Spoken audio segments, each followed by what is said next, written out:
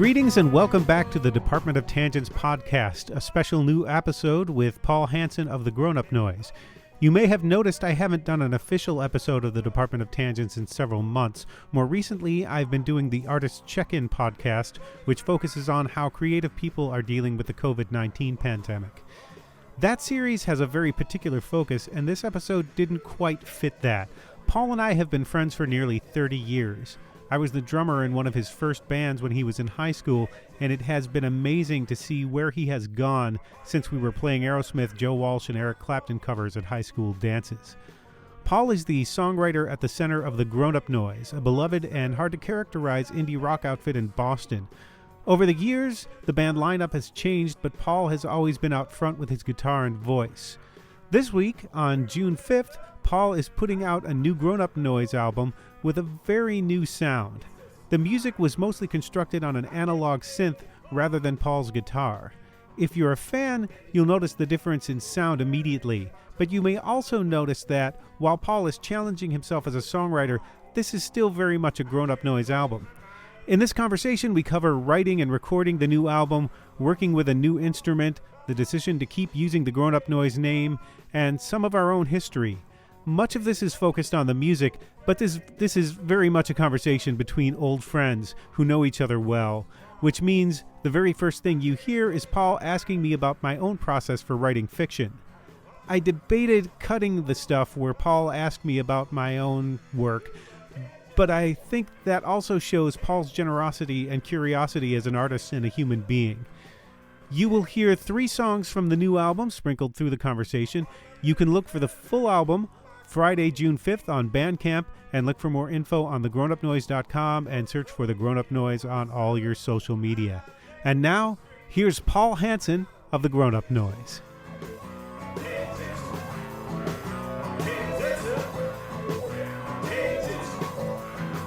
What sparks a horror story for you? Let me just turn this interview around right now.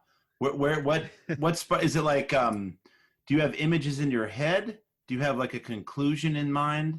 What sparks a horror story? Or you just like start writing? It's never a conclusion. In fact, that's the hardest part. The ideas are the easy part, because they just sort of, it's like weird ideas spark off of each other, or I'll be doing some research or see a photo. There was one story that I have published in something called One Buck Horror that was originally intended to be, I wrote it because there was a call for New York City-based zombie stories. Nice. And I didn't want to just write the urban zombie story. And I found that there's this island called North Brother Island in the East River where Typhoid Mary was kept, and there was a typhoid hospital on there. And there were pictures of this island, and it was a typhoid hospital, and then I believe it was a school for kids to sort of dry out and straighten up. Like it was this, and so it served a couple of different functions over the years. And it was also on that river when one of the worst domestic maritime accidents in American history, the General Slocum ship broke apart in the East River, and most of the bodies washed up on the shore of this island, or a lot of them did. And the photos of it, if you like abandoned places, like the photos of abandoned places, there's a book called Abandoned Planet that's great for that as well. Ooh. But there's still art from the kids who were there up on the wall. There are piles of books. So I wrote a story about the park ranger who is, I don't think that they actually have this, I think, but I invented a park ranger who was stationed on that island to keep people from trying to get to it. Or to hold them, because people still do try to grab a canoe and go over, and apparently the undertow is terrible there. The currents are terrible there, and it's really dangerous to go over. So they try to discourage people from doing that. So that's just one example. That park ranger then meets all of the undead of the people who lived and died on or near that island. Cool, man. And those are his only friends. Oh wow, because he lives on there on the island. Yeah. So there's some humorous parts to it. Like Nice. I have a hard time writing something that doesn't have humor in it because it always comes out in some strange way. I've got another I'm talking way too much about myself here, but I love this stuff, man. That's cool. One of my other stories is in an anthology called Rom Zomcom, Romantic Zombie Comedies. It's about a guy who gets trapped in the theater district in the zombie apocalypse, hates show tunes, and all the zombies who are flooding the street outside of his place and keeping him from leaving. They sing the last show tune that they heard in the theaters before they came out, and it sort of slowly drives him insane while he's and until he figures out what happens when he sings back to them. Oh, nice. So that's good. That's cool, sort of man. Where that comes from. I don't know. Should I keep this part in the actual? Yeah, man. When I edit this. Yeah, dude. Because why the fuck not? So I'm allowed. I mean, I'm allowed to swear, right? Yeah, you can swear. Cool. So the reason for this interview, the reason this is being taped and it's not just the two of us talking somewhere, is because you have a new album out as the Grownup Noise. Yes. And this album sounds a little different than previous Grownup Noise albums. Is that fair to say? But yeah, intentionally different. And I just kind of let go of the railing. Just I mean, definitely. I mean, once I started writing on piano, and then I started writing on synth as well. I mean, I kind of actively put down the guitar just because I needed to do something different. You know, I mean, I'm not going to lie. It was just really sad as the band kind of slowly shrunk down until it was just me. but it was very hard. Total depression didn't take over because everyone was like, keep the name. You know what I mean? Keep the name. You do something with it. Like I checked in with everybody. Everybody was cool with that. So that at least was like a little something like, okay, that's nice. Just because the thought of starting over, you know, especially with the online world was even more depressing. But anyway, so I just needed to challenge myself. I had to put myself in a corner and do something different. So writing the piano was the thing that did it. And that I found that really inspiring, that the challenge of that. And it's like, can you write your way out of something that's not your home-based instrument? You know what I mean? Those kind of things. And then the synth. So that was a challenge enough. And then the synth, messing with those sounds and turning knobs and living in that world where there's no bottom and ceiling. It's like that was thrilling and just crazy, especially the analog synthesizer that I have. It's like, it's insane what you can do with it. It could not be more different than writing on guitar and acoustic guitar.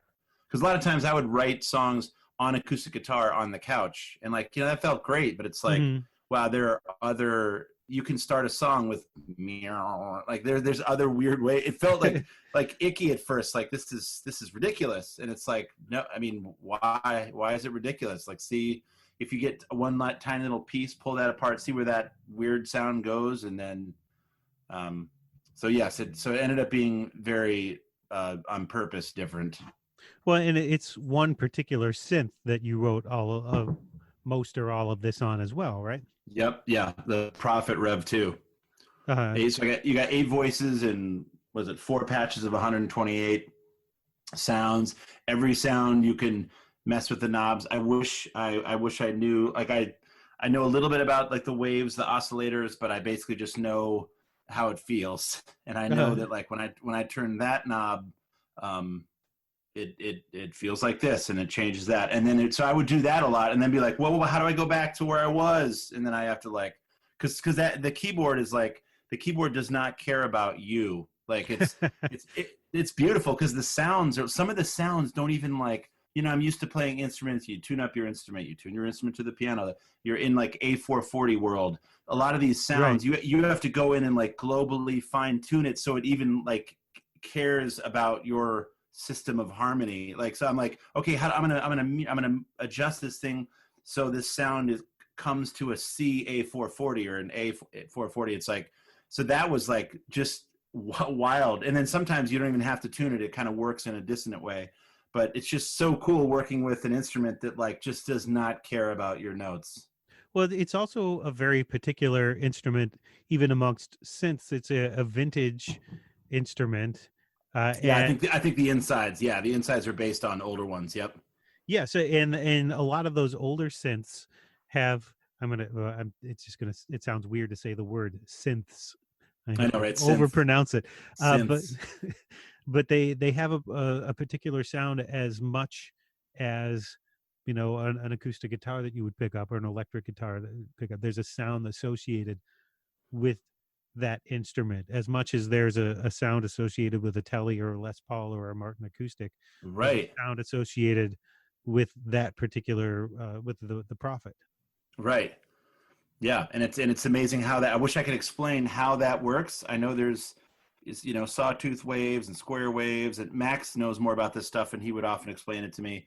I mean, I know how they make me feel, but it is amazing to think how the oscillators are moving, and it gives the sound, as opposed to, right, if it's pure digital, they can just make a chip board or something and recreate a sound, same thing every time. But like you said, it's its own sound of how this oscillator is creating the sound.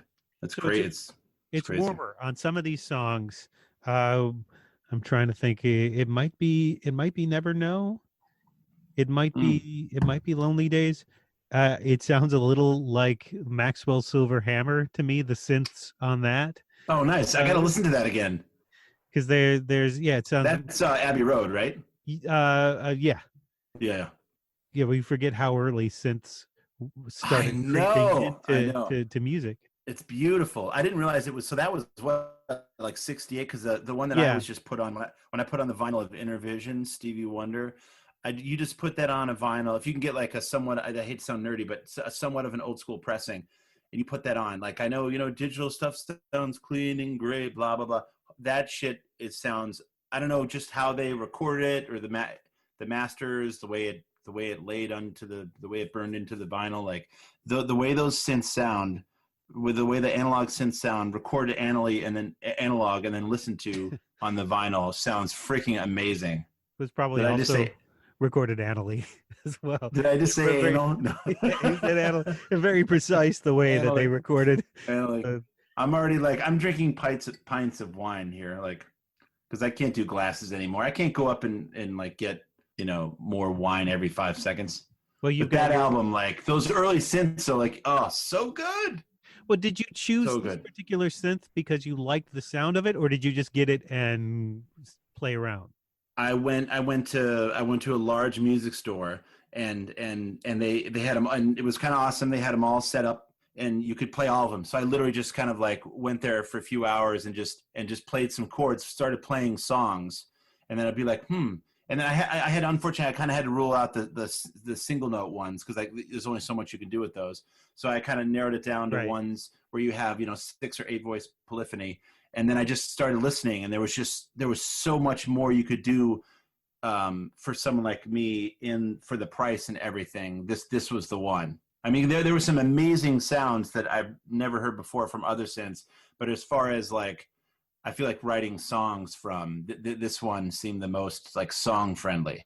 Mm-hmm. And also some of them are designed, and you can design your own sounds on this one too. I was more of take the sounds and tweak them. Mm-hmm. But yeah, so some of those synths were just too smart for me. I don't know if I can like begin like first just design a sound first and start writing a song. I kind of wanted to just see what the synth had and go from there.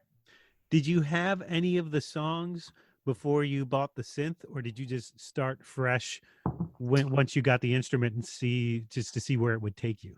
I had a fair amount of maybe about half of the record done on piano, written on piano, because originally I wanted to do a split channel, like hard pan, like left channel was going to be acoustic piano, right channel was going to be synth. But I had done a little bit of work in Logic, just the sounds in the box, and there's a couple of cool sounds in there, but nothing like this analog synth. So I definitely wanted to, like, I was going to just troubleshoot tons until I could get them to blend. The left channel just acoustic piano, the right channel just synth, and I couldn't make that work. But anyway, so I had a bunch of songs finished on piano, and Max and I recorded those. Max actually came over and engineered that, and recorded my piano upstairs. So I had about half of it done, and then I had some other songs I was going to maybe bring back and learn on piano, and then do the thing. But once the Prophet came in, it slowly kind of just started elbowing everything else out of the way until eventually we got to the point where it was like, okay, this song's off. You know, I think we kicked off 4 songs, and it's like this song's on, and it was like new song, like a new song would come strutting in, like someone's out of here because I'm in. Because it started as like a 9-track thing, and now there's 16 songs, and this album is actually just 10 songs. So I'm gonna release basically part 2, which is, I mean, maybe equally good songs, 6 other songs. Well, I remember seeing you post and hearing you say that you thought you had the album done, and then there was one more song. Oh yeah, that happened many times. I mean, that happened 2 times, and then there was that song, "Chase You" for Guthrie. I'm like, I had to put that one on there because Max and I started playing that live, and also just I kind of wrote this album hanging out with Guthrie, and it's like it kind of had to be on there. But yeah, that actually happened. Not that many people care, but people are like, man, what is the holdup? And that actually happened several times because I'd be like, Max, I just barfed out this song from the synth, and then when I played it for him, he's like, yeah, fuck it, let's record it. And Guthrie is just for people who might not be. That's my 4-year-old daughter. Yeah. and Max is Max Weinstein. That's the drummer in the band. Yeah, amazing. And I have to give so much credit to Max for. He actually was the one for encouraging me to go like analog synth, because I was doing a little bit of stuff in Logic, and he's like, come here, dude. He's like, come here. Like, check out if you think those sounds are good, wait till you get sounds that are out of the box.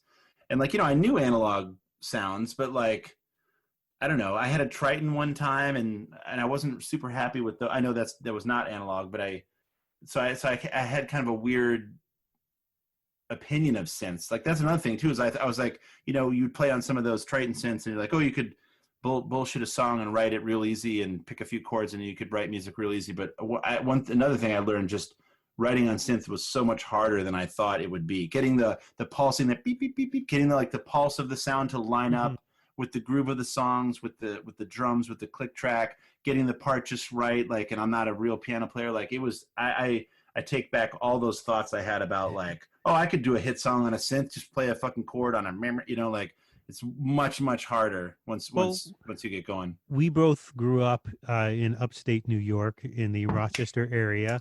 That's what we got to get into, man. I love that. We're like, well, we'll get into more of that later, but I want to get into specifically how that influences the opinion on synths, because Rochester is a very, very classic rock town. Yes. For the type of people who got the Queen album and celebrated the No Machines until obviously they relented on the No Machines thing. I know, but we were wrong, man. We were wrong about the synths. Like, I know it was definitely like guitar. Man, you mentioned that Rock Line.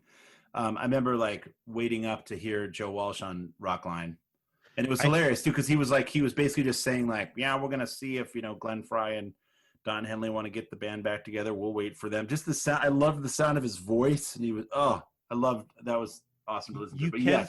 You can find Rockline archives in different places and some stuff on YouTube. Oh man! Or I can lend you a couple of them that I have on cassette. Oh man! Recorded off do radio. you have the Joe Walsh one? I remember like just the sound of his voice when he was like, he's like with just all the spacing. He's like, I am a good guitarist, and then long space. I wish I was a better songwriter. Like, just in Joe's voice, it was amazing. His voice on that show was awesome. Yeah, he's amazing. I look forward to whatever he comes up with next. Yeah. Well. So let's the James Gang stuff. But yeah, dude, good call. The classic rock upbringing, where it's like when I started playing guitar, I try to tell my students that now. Like, I experienced like 4 bands, 5 bands. I mean, I did, you know what I mean? Like, it was not exposed to a whole lot of music. And so, yeah, the classic rock thing, like, which is great. There's a lot of amazing stuff in there, but like, whew, you got to open yourself up to a lot more. Well, yeah, because I can remember the reaction to bands that started adding synthesizers to their lineup. I remember when 1984 came out, and people were thinking, I don't know, man, I don't know about Van Halen with synthesizers. I don't know that this works. And there were other bands that were more sort of guitar heavy who would add them more just as because that's the way the times were going. And there's this weird fear of them that that you couldn't do anything that meant as much. An acoustic guitar or an electric guitar had a certain feel, and if you didn't, and that was real, and a synthesizer wasn't. Right, which is so ridiculous. Oh my God, I just noticed you're wearing I am wearing the Grownup Noise t-shirt in honor of this interview today. That is like that's the old school shirt, man. The minivan tours. Oh my God. Yes, with the van that ran. You toured the country with the van that ran on vegetable grease and had to find restaurants to power up. That was amazing adventure, but low quality of life as far as just how much work that van was. I mean, it was amazing to not pay for gas, but we definitely worked 80 hours a week not paying for gas. So if you factor in like human labor, whatever, it was a fucking adventure. I'll say that much. So let's go to a song off of the album. This is a song called Shade, and we'll listen to that all the way through and then talk about it when we come back when the song's over. Okay, cool. Here we go. You throw in shade, no sun, just a backhanded love song. Who am I but a old flame that you can put right out, and no one hears my sigh, no one hears my cry.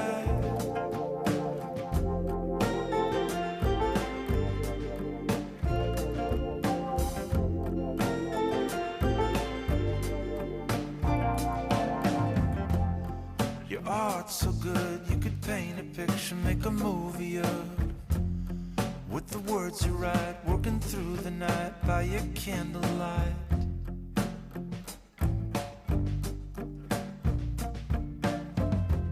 Such a turn of phrase in a perfect haze, you sell me out this way. On a moonlit night you had me throwing up on a dumb boat ride. All the time you spent describing my eyes, all the time you spent crafting white lies. You throw in shade, no sun, just a backhanded love song.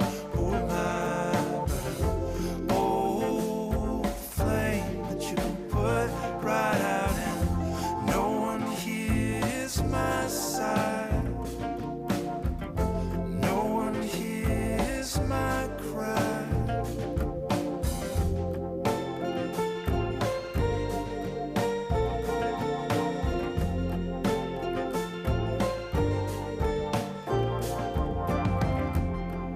Remember the time I had a breakdown in your car that night? I was lost, it's true, but somehow you made it about you.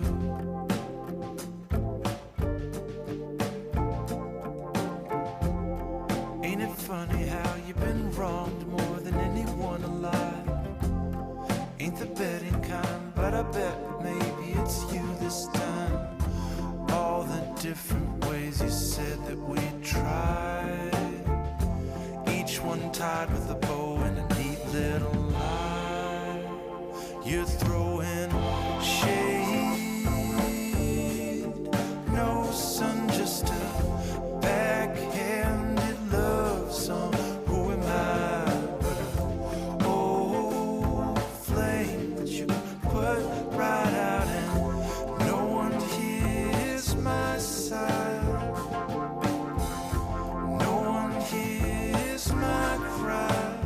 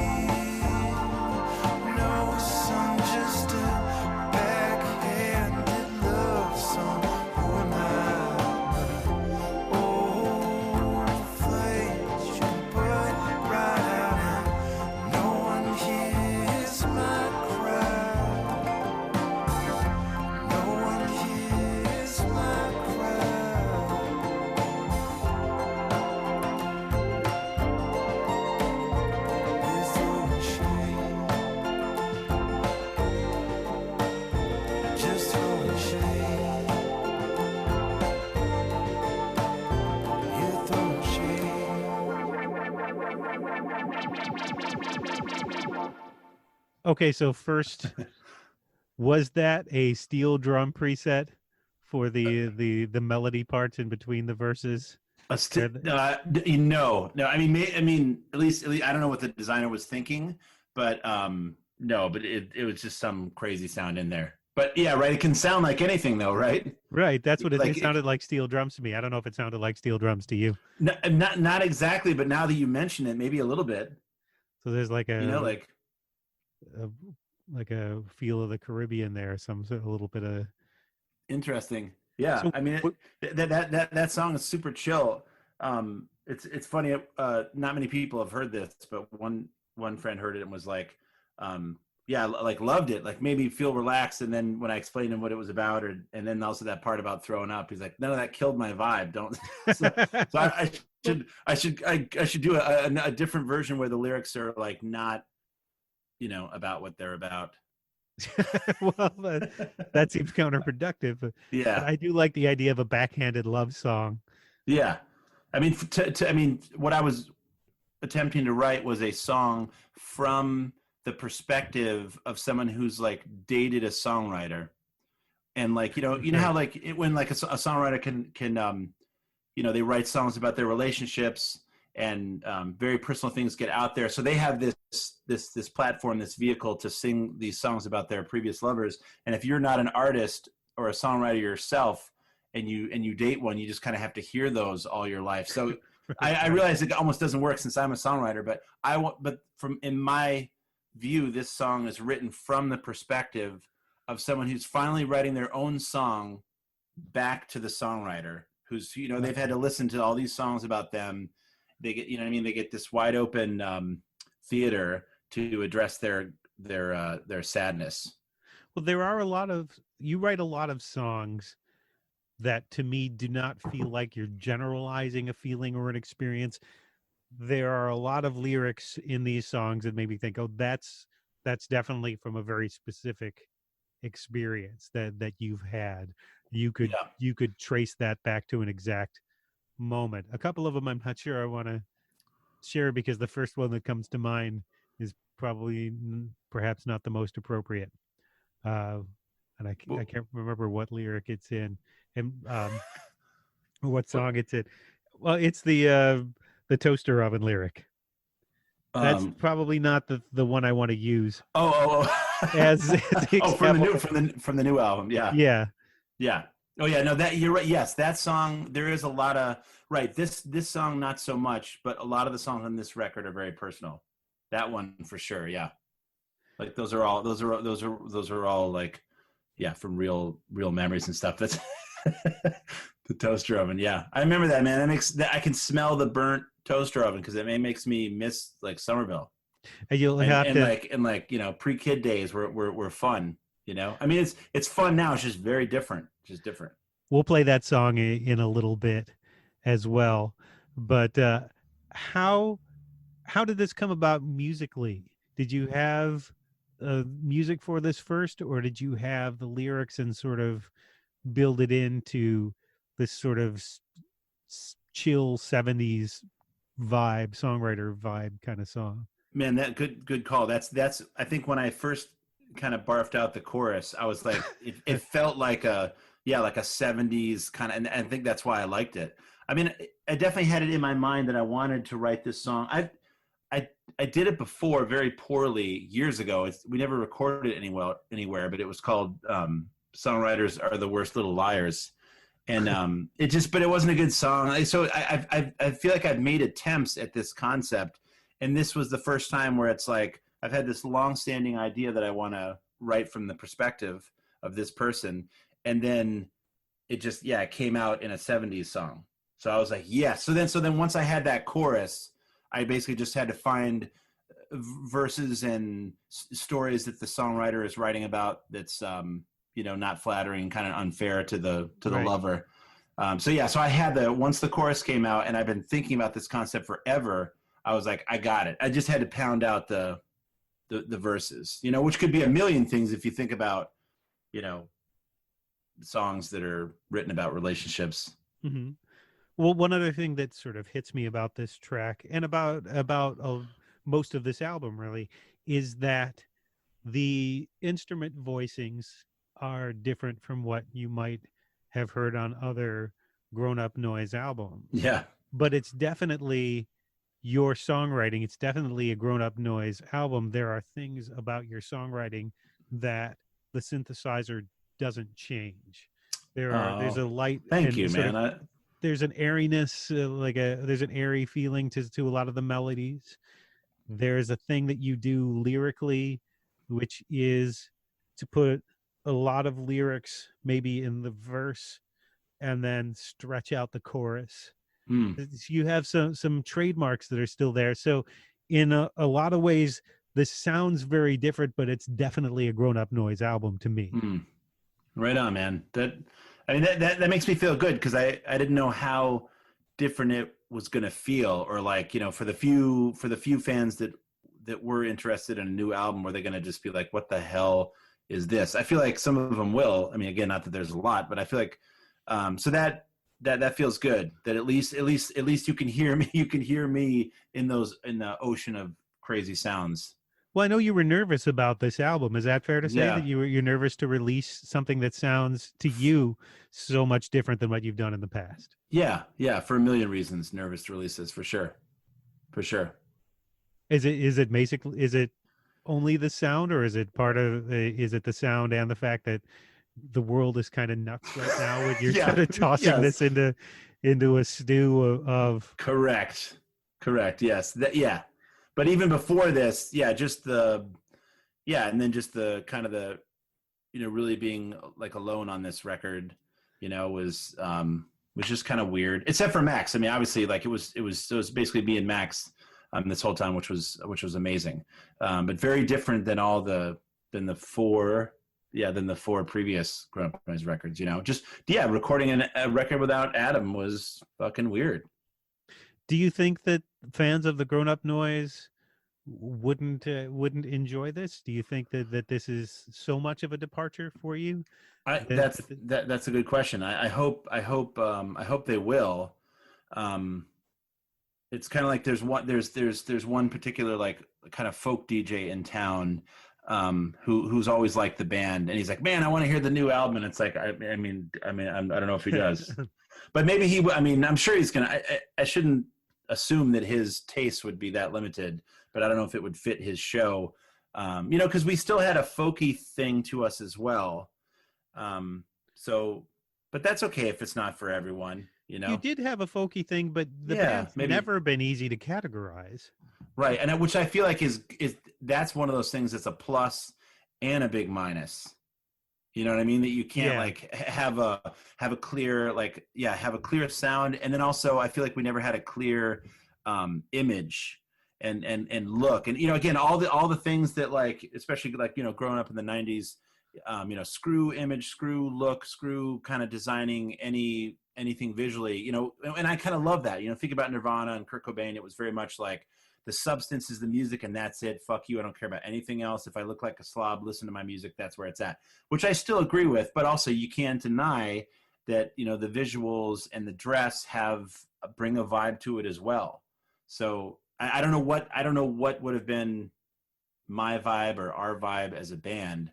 But it was hard to balance those two things, both sound wise, genre wise, and image wise. I feel like it's great to be like, oh, we don't fit, we're not quite indie, we're not quite Americana, but that sounds like a strength. But we definitely, like, along the way when we would rub up against some big people and some people at labels, they were kind of just like, what the hell is this? Well, I mean, your personal background, you went to Berkeley. I remember, which makes sense because you and I we'll start getting into this now. We're in a band a million years ago when you were in high school and I was first year in college. And I think when that band started up, you had only been playing for 8 or 9 months, right? Yes, super sure. I mean, I started midway through high school, like, so sophomore. Actually, I think it was between sophomore and junior year. But it's like I woke up as a person then, because I had played basketball my whole life. So then I just found the guitar. I mean, that's all I did. And then like finding that band and being in the band with you guys was like, I literally, like, I it was like I was a baby and I woke up as a person, because I was like, oh, this is what it's like to do something that you like to do, or that you're like, that brings you joy. I mean, I was a clown. I wasn't like an unhappy kid, but man, that was huge, man. What was fun was like the Walsh brother days when they had that show every Thursday. It was always fun kind of being on that scene, and we'd all be hanging out, and eventually we'd get together and hang out. And then, so it was such a tight crew that was hanging out, and then eventually just letting the comedians know that like we were in a high school band together. We're basically from the same town almost. I mean, a little bit of a drive, but when you go back upstate New York, it's kind of, although you're a little more out there, but it was kind of fun to be like, oh yeah, Nick, although like I knew you as Tony then. They're like, what? You were in a band with Nick? I'm like, you mean Tony? Because my middle name. Yes. Everybody uses my middle name back home because there were 2 other Nicks in the family. So. Yeah, and so I knew you. Man, it took me a solid 10, 15 years to start calling you Nick. But all right, so this is actually the next track that we were going to play. Maybe it's good to just play that now and then sort of get back into the history, because the next track is Leaving Somerville. So let's play that and then get back into the history a little bit. By the way, just before we get into that, we are playing these tracks in real time. In post, I may wind up inserting them over the top, but we're playing them, and you have to sit there and listen to them. Do you enjoy listening to your own stuff, or is it sort of, at this point, you've spent so much time with this album, you're kind of cringy about having to sort of sit and listen to it? I mean, I think I'm still enjoying this one because it's so different. But yes, my tendency though is to like, what am I going to work on next? Like I'm out.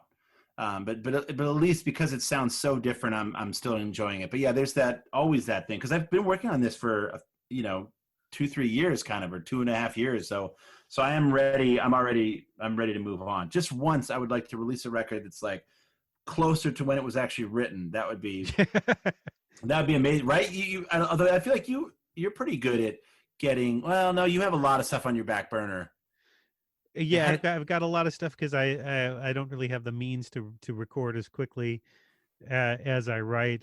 I need to get better at that. I mean, because all of the 2 albums that I've released have things that are as old as 20 years old, and as like the one that I released, Habitual Salvation, has stuff that's 15 or 20 years old, and stuff that was written the night before I went in the studio. Right. So that's cool though. So yeah, so you're choosing from your catalog what you want to be on that record. Do you do that? Do you write? Do all of these albums represent a block of songs written in a specific time? I guess so. Yeah, kind of. They're kind of like, yeah, they do kind of start and finish. I mean, some of them just don't survive, and they don't kind of make it in the box. But when I was playing live a lot with the band, it kind of often was like the new songs that we're playing a lot became the ones we would record. So yeah, they were kind of glommed together. So let's play Leaving Somerville, and this illustrates a point about the personal nature of the songs, and there are a couple of other things about it that I want to mention when we come back from this. Cool. So here's Leaving Somerville. Yes, that was me, drunk in the Red House restaurant. There ain't much open late, and we can judge each other while we wait. How can fries be good at a Chinese restaurant? You learn not to question everything, just have a seat and set your mind free.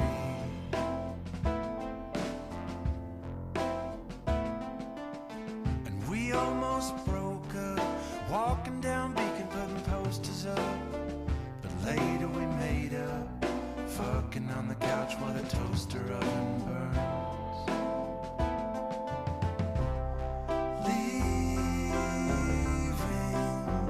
Somerville, the company called. You gotta leave the bar, return the dress and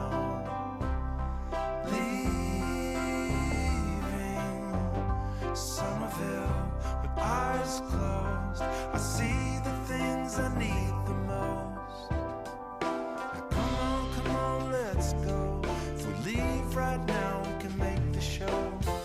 Nothing beats a weeknight show that rocks your soul from your head down to your toes. And okay, maybe so, you're not feeling this song as we go. Oh, the shit musicians talk, you could fill a truck with all your shitty songs. But I will never forget stepping outside, looking on the porch at all the meals people left. We were sleeping in the hospital, living breath to breath. Leaving Somerville, the company called. You gotta leave the ball, return the dress and all. Leaving Somerville with eyes closed, I see the things I need the most.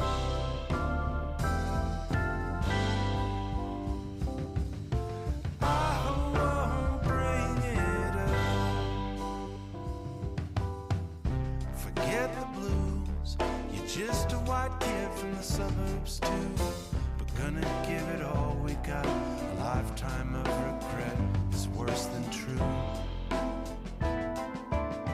Another Walsh Brothers show. Pass me a beer with the catapult. No, you can't relive a scene, but damn, I wanna dust off every little piece. We went from living in sin to living with kids. I didn't know how all of this was supposed to go. Leaving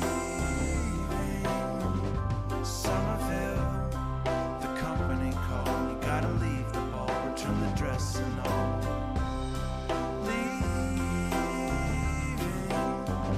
Somerville with eyes closed, I see the things I need the most. I won't bring it up. We must keep in touch. It's all just love and dust.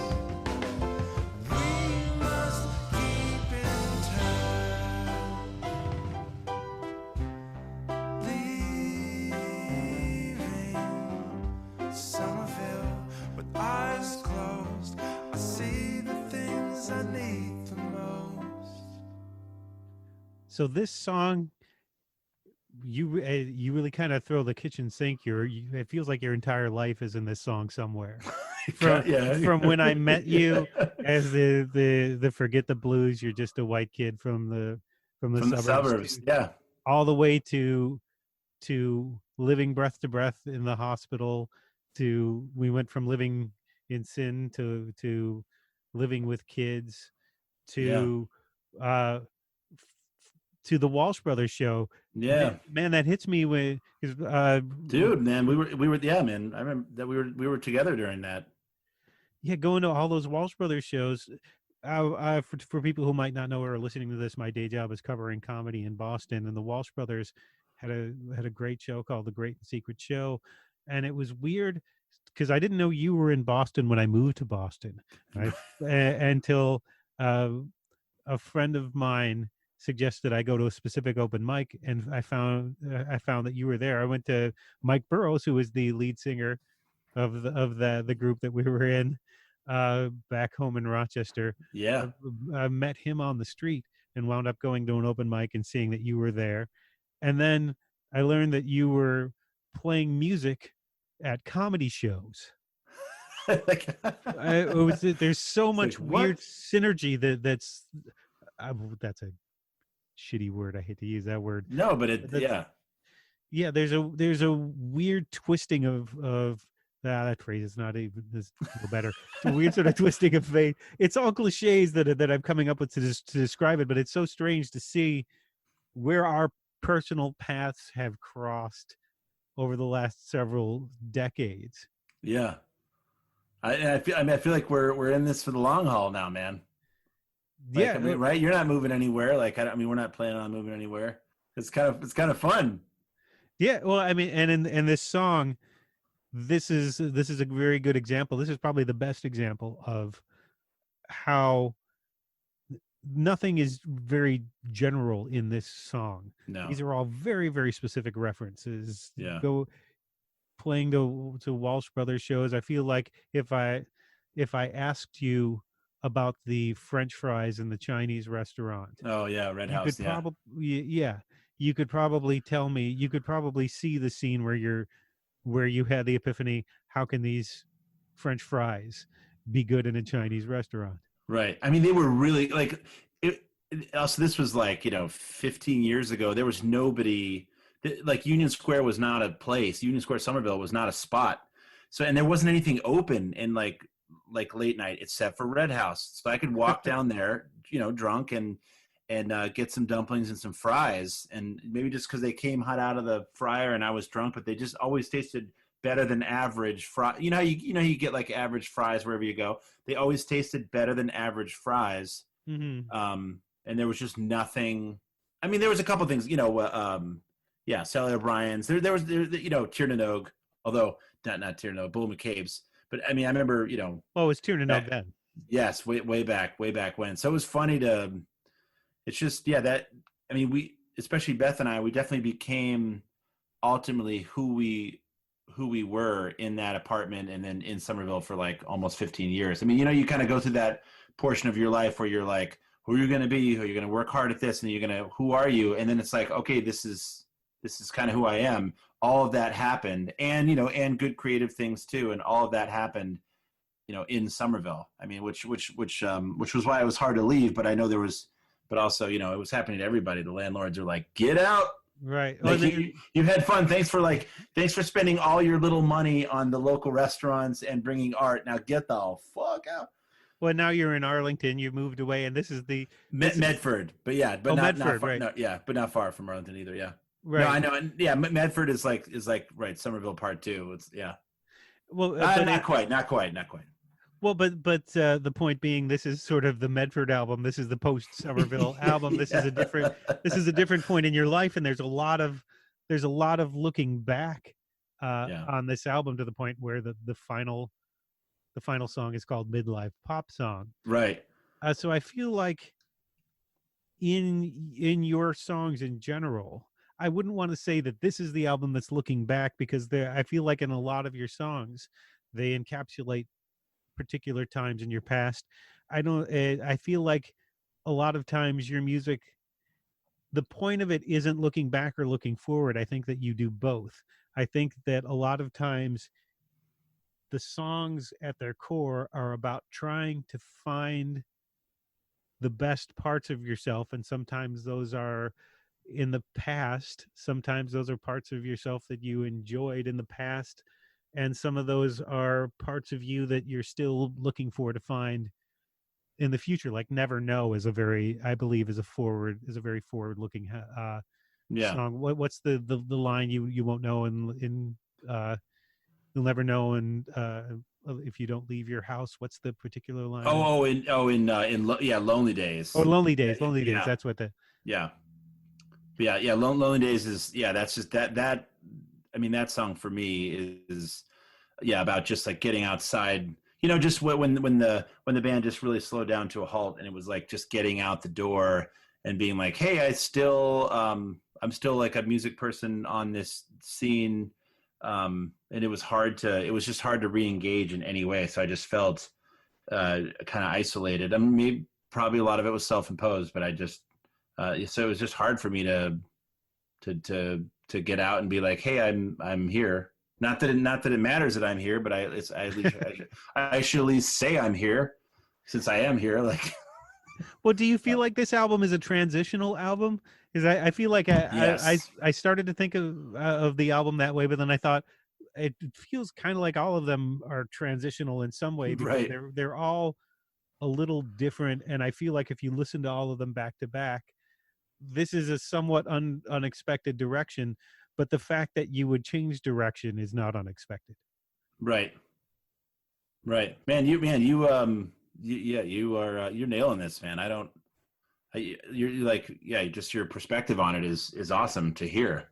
I should know everybody. I just interviewed as a for 30 right, years. right, since you knew me in high school, Yeah. and then so you're kind of like, yeah, you know me almost like a brother, right? Like, what's that line from the David Lynch film? I mean, like, nobody knows you, like, in life. You go through all these experiences, but nobody really knows you except for like a sibling, like, close in age. Well, I remember Like, hearing that first Grownup Noise album, and I had not known you as a songwriter until then. right, that must have been like kind of yeah. And I had not known you as a singer, which Yes, late to all that stuff. Do you feel like there's a benefit to having come to that stuff later? Yeah, Because I'll give you an example. One of my favorite singer-songwriters is Alejandro Escovedo, and he came to songwriting after he had been like the hired gunslinger in a bunch of bands, and like the True Believer, and then the True Believers and the Nuns, and then his first song, which I both love him and hate him for, is "The Rain Won't Help You When It's Over." He's like, well, I really don't want to compare that to the first song I wrote because it doesn't hold up well. Like, that's the first song you wrote? Really? God, I love your stuff, and also I'm incredibly jealous. But right, but is that true? Has that been confirmed by various close people in his life? It's like, think about all the shitty songs that you can, like, kind of keep under wraps. And especially our generation. He's a little bit older than us too, right? I mean, think about all, like, we had the benefit of not having YouTube and social media everywhere. So, like, we kind of, like, a lot of our crappy stuff, mine, like, thankfully, kind of like my process is becoming a decent songwriter. A lot of that stuff didn't have to survive on these platforms. Well, I feel like I've said this before. My first album, which only came out a few years ago, I'm so glad. But you've been writing forever. I've been writing forever, but I'm so glad that I didn't commit those songs that I was writing in college to any kind of tape other than tape that's no one will ever hear, that's on the other side of the door for me right now in my basement. No one has to hear the ooh girl crappy pop or the crappy grunge stuff that I tried to do, or the stuff or how about mirror image, man? Jarvis, how about our stuff, right? Oh, God. Well, we had well, yeah, no one has to hear. Although I feel like our one okay song was yours, right? Learning to Fly. Oh, yeah, My Dream to Fly. My Dream to Fly. Oh, my Dream God. to Fly, yeah. That's such a truck commercial of a song. It's That's okay. The lyrics are so bad, and it's got the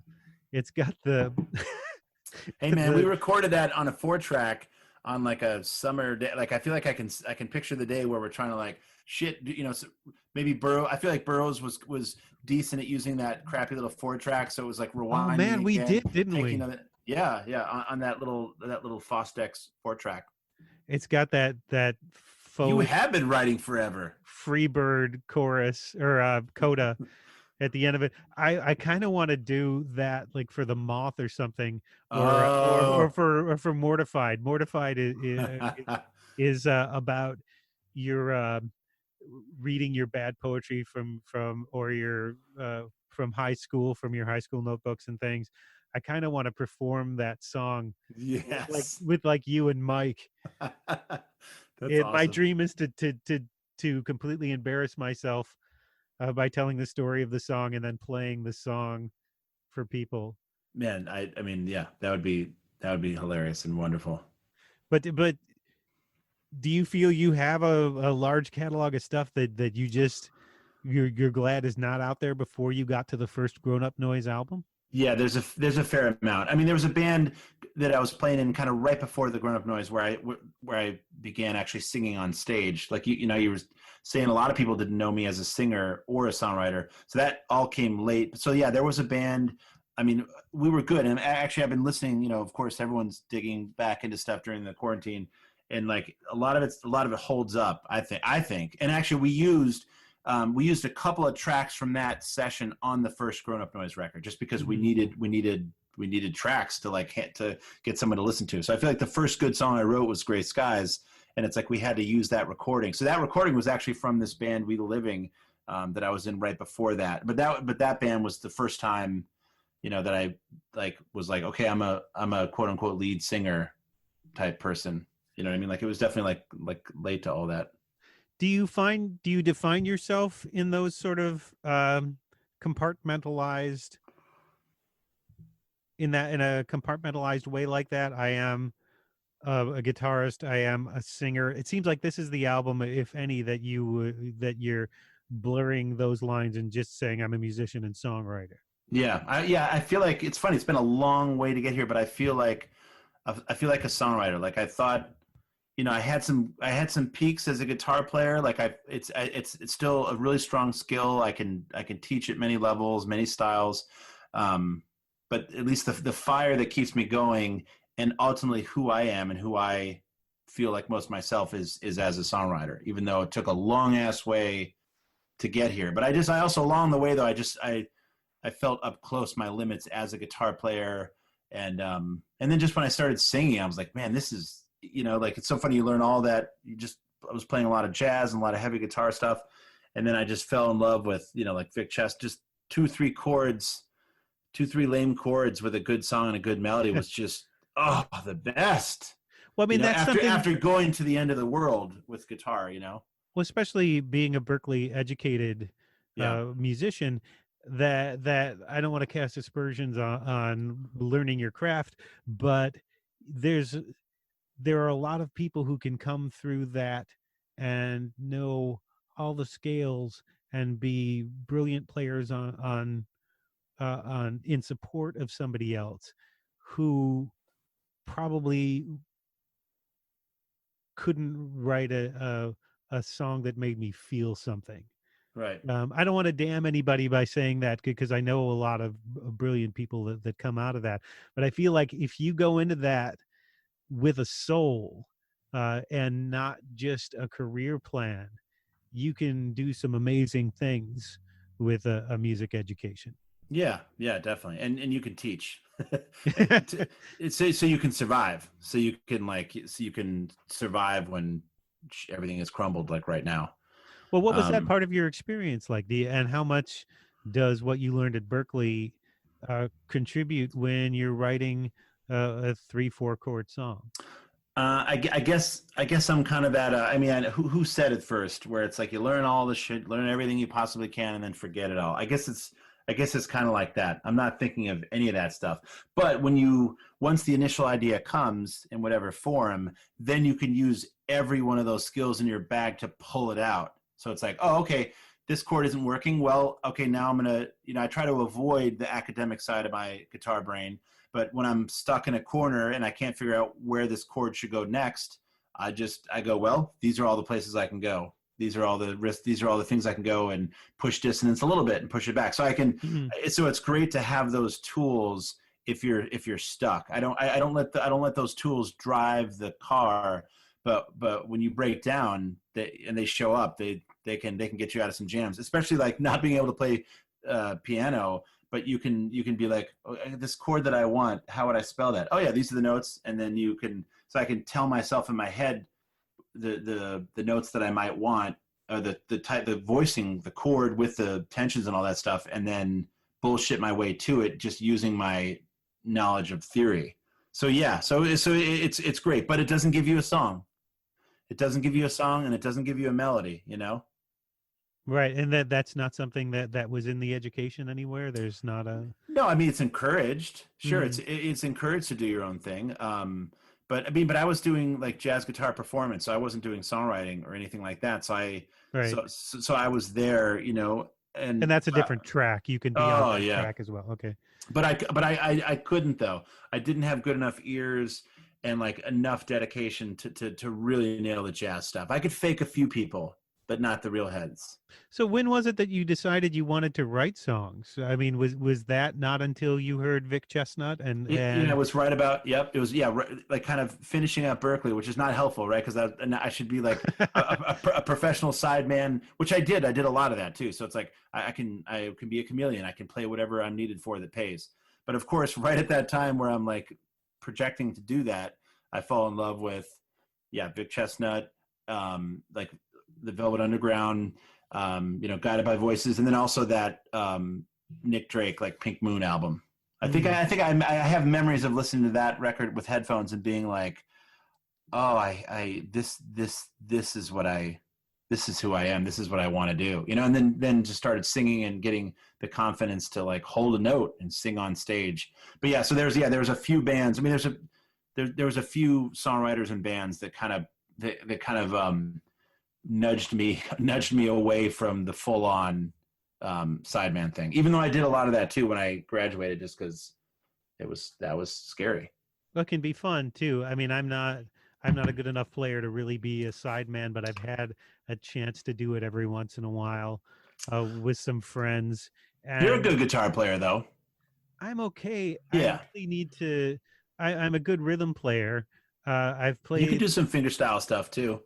A little bit. I'm trying. That stuff's rough, and sometimes when I have MS, and every once in a while I have a day that my fingers just decide, nope, not today. And it doesn't impede me too much. It's just that sometimes I don't know ahead of time when that day is going to be until I'm in front of somebody and my fingers go, nope. How are you doing overall? Is it at least kind of a baseline, or is it going down? Are you doing okay? I do not have terrible symptoms of it. I have fatigue, and every once in a while, my fingers don't obey me when I'm playing music, and sometimes I don't know whether it's just I'm not a good enough player, or it's just I'm having a bad day anyway. Melissa and I have been doing these Sunday shows, and we're doing our last one. By the time anybody hears this, we'll have done the last one for now. But we did Eat at Home by Paul McCartney and Linda McCartney last week, and there's that opening riff that I nailed from the first time I did it. When I was learning it, I'm like, this sounds great. And as soon as we hit live on the camera for the performance, like my fingers wouldn't do it. And that was a picking song. Like, it's just I can't. Why right now? There's nothing different. I'm just sitting on my couch at home, playing for people on Facebook, and that's frustrating. Yeah. And of course, after we finished the song, I went, hold on a minute, and tried it again, and then I got it. Man, that sucks though, to not be able to, when you're because of those issues, to not be able to depend on your hands. Yeah, well, but I would think what your education gives you is the ability, when a sound or song comes into your head, the ability to make that happen in the real world. Because that's something that frustrates me sometimes, because I'll have this big, highly arranged song in my head, and then when I sit down to try to play it on guitar, it's just like a big raspberry. It's like, but in my head, it's this symphony, and then I sit down and play it, and I don't know how to create in the real world what's in my head. I feel like you probably have the advantage of being able to do that because of the education. Yeah, it is nice to be like, once you have a seed that you like the way it sounds, you can be like, what does it sound like with this feel, with that feel, with the rhythmic accent here, there. I mean, you can almost go crazy trying your options, but it's nice to be able to feed it into a giant academic system and just try out, like you're saying with the arranging stuff, like, what's the groove of this song? What's the feel of this? Like, you can kind of manipulate that stuff from the start of a song. Like, that's really helpful for sure. So where do you feel you are in your trajectory as a songwriter, as a guitarist, as a singer, as a musician? Those can all be very different descriptions. Where do you think you are in how you would describe yourself and your skill level at all these different things? I don't know, that the skill level thing, I don't know. I'll try to address that, but I am at the point where I know that I need to do this. I have to do this for my own happiness, for my own mental health, to be a happy and inspired teacher, to be a better dad. I have to have this. I have to be writing. I've learned that. That's not even like whether or not the outside world hears the song or not. I mean, I want to engage also more in the outside world, but for me, I've realized it's become like a way of life that I have to do for myself. A better dad, you say, as well? Yeah, everything. Yeah, because I'll be in a better mood. You know, I mean, like if I have a song that I'm kind of churning in my head, and when I get a free moment, I can work on it, and then I go back to hanging with the kids. I feel better when I have my little thing. It's just I have my own little nuts. You know, I'm doing a squirrel motion. You know, like you need your own. For people who need that that clarified a little bit. If you can see, right. Nick can see me doing that. You're either doing squirrel or playing harmonica. You got to keep your own thing, because the kids just take over as they should, and that's there's something kind of beautiful and comforting to let go and to realize you are not the center. You are not. I mean, you're in charge, but you don't have any control of this thing. But yeah, being able to keep some of your own identity in the mix of that is fun. And this is how I get to do it in that. So that's, I don't know if that answers the question. On the skill level, I mean, I want to get back into practicing. But it's like, I feel like I can get lazy and just get into that Miles Davis quote where he says, practice, practice, practice, that, you know, that don't make you an innovator.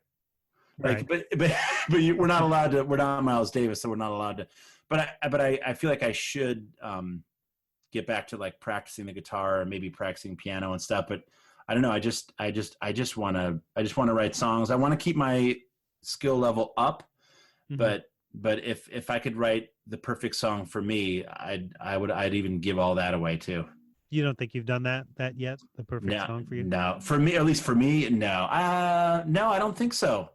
Cause I hear, you know, I hear some of the, you know, I don't know if you feel this way, but I hear some of the previous albums. Some of the songs are better than I remember, and then some are just like, oh, that's not good, or I don't like that, or it's too much, or it's too this or that, or so it's easy to kind of like use all those different things to push you, you know, somewhere else. Like I'm excited just to move on. I'm already excited to move on from the synth thing, you know, and do something else. Although it could be fun to stay here too, but so that's where you think you might go next, is to move away from the synth thing, but not necessarily back to what you were doing before. Yeah. I'm kind of enjoying the testing, the testing of myself in other realms, you know. And actually, I mean, side thing, I actually wrote a full album's worth of stuff with Susan Cattaneo, and with that, we're trying to figure out we've recorded a little bit of it, so we have 10 songs, but I think that's going to be, we're not sure what we want to do with it production wise, but that album I'm excited about that too, but that feels very different than this album, than Lonely Days album. But either way, yeah, just and I want to can I finally like do a concept album? Like, you know what I mean? I want to do, which I know can be cheesy and difficult, but I want to, you know, write like a play, or have all these intense characters, like I don't know, you know what I mean? I want to, because this was a really personal album. I think maybe next I want to, you know, craft a giant story, but have it be really tight with different narratives and lots more lyrics. But I don't know. Do you feel this way? Like, I feel like I have all these ideas, like, oh, I can't wait to work on this. Or even like, I even kind of want to work on, we have some tracks from the record where the drum sounds are just blown out. And they sound amazing, and I want to take those tracks and just write like hip hop beats for like a little while, like just do a record of like just beats, and then maybe find someone to rap over them. But so I have all these things I want to try, but then it's like the song that comes out is none of those things. It's like you don't get to decide what your new stuff is. The muse is like, that's wonderful, here's what I have for you. You know, like, yeah. do you feel that way? It's no fair. Well, I do feel that way, that everything that I do, I feel like if I had picked a lane and just gone with it, I might be further along with a lot of different things. People might know that work if I had stuck with one thing. I I might have been further along. But that wasn't you. You weren't feeling that. There's too many there's awesome things. There's too many great things to tap into. yeah, I mean, there's things like I tried to kind of veer away from music for a while, and it hurts. Interesting. So you had one of those realizations too, where you knew you had to do it, even you had to play through the pain because it's kind of part of who you are now. Well, I thought, well, I need to put this aside and work on something that's going to pay me. I need to, I'm not going to make it in music. So I need to work on the job and solidify that. But after a while, I never stop thinking of song lyrics. I write them on. I have them on pieces of paper. I have notes that I have emails, hundreds of emails with the same title lyrics, so I can find them when I go back in my email. I have some probably regrettable audio on my phone of me singing while driving because man, something gets to me, and it won't stop. So I can't push that. I haven't gotten to a place where other people agree that the stuff is as good as sometimes I think it is, but I can't stop either. So that's hell no, don't. Yeah. But, you got it. Well, I mean, but think about all the different realms that you've gotten good at too. Like, and how you were saying like, like you were saying, seeing me sing and then write songs was not what you expected of me. I mean, not that you were never not a good writer, but I remember just when I first started reading your articles, I was like, damn, Tony, Nick is like, damn, like what a great, like you are really good with just the written word, like being concise and creative. Like that shit is hard. Like writing an article and have it be artistic and well written is like a whole other skill and art form. Like that shit's hard. It can be. And everything that I do, I don't know if you feel this as well. I feel like you might. I get to a point every year or two with just about everything I do where I feel like I've never been good at this. And I see other people's writing. I'll read people who write for the Vulture or the Decider. I'll read for people who write in the Times and think I need to rethink the way I'm writing. Oh, really? Just you mean just when you read the actual like how their style of writing? When I see, these are the beats that they've included. This is what they've been able to cover. This is how they've been able to frame a story. I feel that way about the journalism. I feel that way when I listen to some music. I'll think, well, this is what I should be doing, or this is what I should try next to do. Maybe this is where my songwriting needs to go. And especially as fiction, because I'm still a neophyte in terms of fiction. So I feel like I haven't reached a bench line of good yet in just about anything that I do, because I feel like I'm always finding something else that's so impressive that's like, man, if I was doing this 20 years ago, I would be so much further along right now. Although don't you think, but I mean, that's an endless hole to go down, the comparison thing and the comparing of art and the comparing yourself, because I mean, I feel that way. You hear something that blows you away, but I mean, the beauty of art that everybody's voice is different. Like, I mean, you wouldn't want to trade, right? Like, or like when you hear something that's great, and also it's just a different voice. I don't know. Just careful with the comparison thing. Although, what would you say? So what would you say is your first you? Like songwriter, musician, writer, journalist, comedian, like a fiction writer, horror writer? Like who, and you know, it's not, like who, what would you say is you first? I feel like they're all me, which feels like it's a cop out because other people chose the one Mm. thing that's them, and pushed that and got great at it.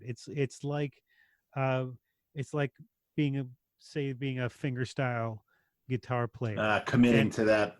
putting into that, and the Gladwell 10,000 hours thing. Yes. I feel like sometimes, like I'm Sisyphus with a group of 5 or 6 different rocks that I'm trying to push up at the hill at the same time. And I thought, I'd be up at the top of the goddamn mountain if I just chose one of these rocks to push. And as soon as you push one up, like the other one comes rolling back down. Hey, Yeah. that's a new imagery of Sisyphus that needs to be out there right there. I think so. Yeah. I don't know if I'm tired of just the one boulder image. We need more. Yeah, and I wonder if where I would be in terms of my own assessment of my own skills. But I also feel like there's the Bob Dylan quote about if you're an artist, you never want to arrive at a place where you feel comfortable, because then you die. So I don't know what of this is just that, and what of this is just me being lazy and not committing to getting really good at one thing. Well, maybe what you're doing is keeping you from dying, though. Like, I don't know. That's hard to that's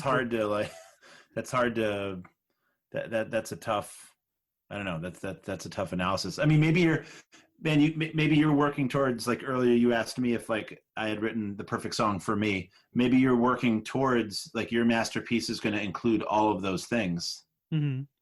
For you, your masterpiece for you. Fuck comparisons. Like, I've written some songs that I think are at the top of what I can write, that I'm very happy with. At least one that you played on, Bruises, is a big song, and you played lead guitar on the album.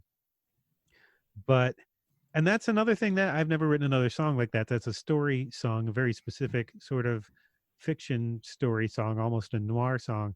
It's one of my best, and if I ever try to write like that again, it doesn't come out as well.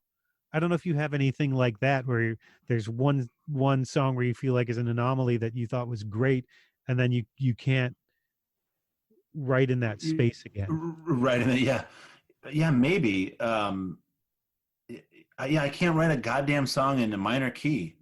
Like I've done it like twice. I mean, not that I know I shift around in keys anyway, but I'd like to challenge myself and just write an album of minor key songs. But it's tough because then everything starts to sound like Radiohead. Right. It's like you can't, like, so it's hard to mess with that. But yeah, I feel like I feel that way about a couple of things. That it's no fair, right? You should be able to tap into that one, especially because that one, Bruises, that really is a great narrative story song, and like important topic. All very kind of Dylan-esque in a way. Like, how come? That's not fair that you're not allowed back in there. Yeah, and your muse is like, sorry, man. Like, come check next Wednesday. and I'll be there next Wednesday. Well, how close do you feel you are to writing the perfect song for you? I don't know. I don't feel particularly close for whatever reason. And is there dissonance because you feel like you're far away from that, but then you play this music for friends and fans and they love it? You mean like letting someone else decide what the perfect song is for me, or? Well, just the idea of you've got a lot of songs that I know a lot of people in this scene in particular. We have a lot of friends in common in comedy and music, and I know that your music is loved in a lot of places. So if you feel like you're far away from what's the perfect song for you, and then you're seeing how people love what you've done already, maybe the idea that you're not close to the perfect song for you doesn't have anything to do with your judgment of what you've already created. Right. But there could be some dissonance there, and somebody saying, man, that's the best song I've ever heard. I love that song of yours. Yeah, that would make me feel weird. Yeah. Mm-hmm. I don't know how to, I don't even know how to respond to that, because I feel like. Have you not gotten that? What? You mean that? Yeah, oh, sure. Yeah, definitely. Like, you mean if someone like speaks like really highly of a song, sure. But as far as like the perfect song, or like that's my one song, at least I don't feel that way personally. Like, I know the outer world and other listeners is a different thing, but for me, I don't feel like I've hit that. But it is nice when people, when people connect with it, for sure. Mm-hmm. For sure. We've reached a point of about an hour and a half now. Nice. How long do these usually run? I try to keep them under an hour, but a lot of times they'll run a little bit later. Well, we have a lot to cover if you consider our history, and I don't know. We do. Well, we can do this again. Let's do this. Do you want to go out on a particular song? Ooh, sure. You mean from the new record? From the new record, if you want, I can. I can find if it's online somewhere else. I can find it. But there? I guess maybe the one I've been liking, recently is Tracing Back, just because it's about a good friend from college, and we. When we talk now, we just argue about politics, and it's insane, but it's like kind of awesome to have that. We like, maybe we should have cut off our relationship with each other, but it's kind of nice to have someone that you can like just really like dig into and say what you want. There's just enough love there that you can that you can kind of scream at each other, and there's just enough love. It's fun to spar. It's fun to really to really spar with someone. And I just like even though it's like, this is the closest song to me that sounds like maybe an LCD Sound System song once the beat gets going. And it's like the album doesn't sound anything like that, but I definitely kind of like LCD Sound System was definitely one of those bands where when it came out, I was like, man, I do not get this. This is just sounds like generic dance music, overly minimalistic. It's bad. And then just and then just in the past few years, it's like some of those songs are amazing, and some of the lyrics are much more clever and fun and interesting than just kind of like dance songs either. But anyway, so for various reasons, I kind of dig that song. I guess we could go out on that. All right, let's go out on that. This is Tracing Back off of the new Grownup Noise album, Lonely Days. Tracing back on the time, honored practice of love, fading captains and saccharine and snap, judgments of a beating heart. And if it's art, back in school we were fools, twisting words and beating drums, acting out every part, till the sun reminded us, better get to class, better bust your ass. Playing pool, we were fools, lost our cool, just for fun, chasing us. They could tell we were out of shape and drunk. A red state gent with his hippie friend.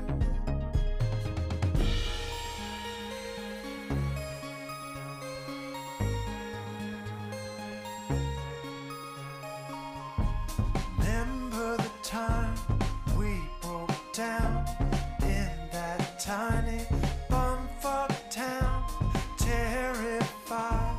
We thought we would be eaten alive, and what we saw disproves Murphy's law.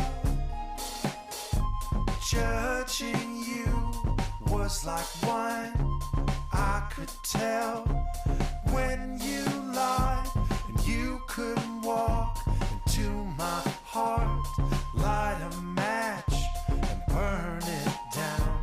But I was there when she left, and you were there for my shit too, tracing back to the start of our ill-fated hearts. But these memories, they don't ask please.